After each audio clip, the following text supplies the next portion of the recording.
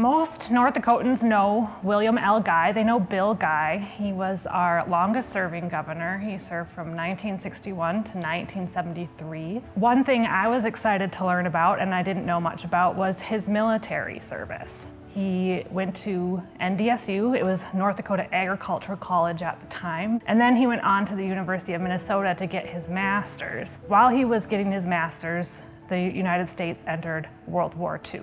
Bill joined the Navy, and he was stationed on a brand new ship called the William D. Porter. And Bill's naval service is a bit crazy, mainly because the circumstances surrounding the William D. Porter, the ship, were pretty interesting.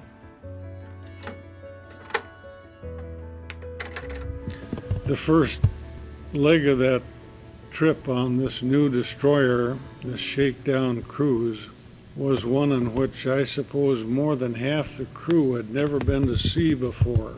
And we happened to run into very bad weather. And most of the ship was seasick. And that was my introduction to what Navy life was going to be like, sliding on the slippery steel decks that were covered with what you'd eaten the day before. One of the first missions that the William D. Porter gets assigned to is in the Atlantic Ocean, and they're assigned to rendezvous with the USS Iowa. Roosevelt is heading across the Atlantic Ocean to go to the Tehran Conference in 1943, and the William D. Porter is on escort service. They're looking out for submarines, they're maintaining radio silence, they are practicing, they are doing drills along the way, and one of them is to do a torpedo drill. We were ordered by the executive officer down in the Combat Information Center to simulate manual operation of all guns and weapons on the ship, and to track the battleship as a target. When we went through the orders of fire 1, fire 2, when it got down to fire 7, we heard this whomp, which meant that a torpedo had left a tube. And when that torpedo hit the water, you could see the wake that his propeller was churning. It was going shallow, but it was headed to head off that battleship. The captain was thunderstruck.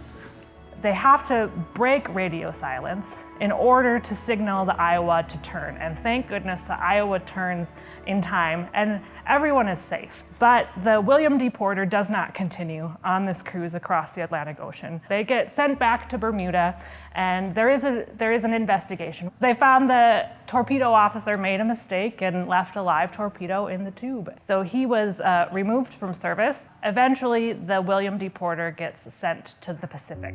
They're engaged in several of the major battles in the Pacific theater, but ultimately they get sent on picket duty around the Battle of Okinawa. Picket duty is where they're looking out for submarines or enemy aircraft coming in.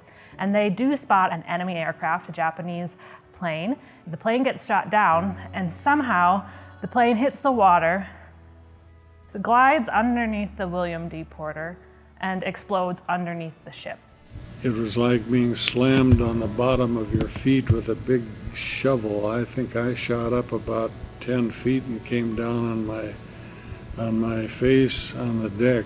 A lot of the sailors in the engine room below had broken legs or broken ankles or broken feet from the force of that slap from beneath the ship.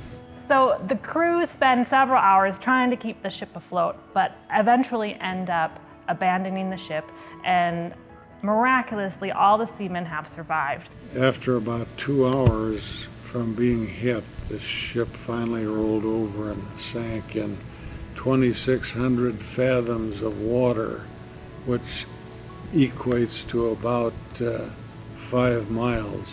So it's a deep part of the ocean. Nobody's going to raise that ship again.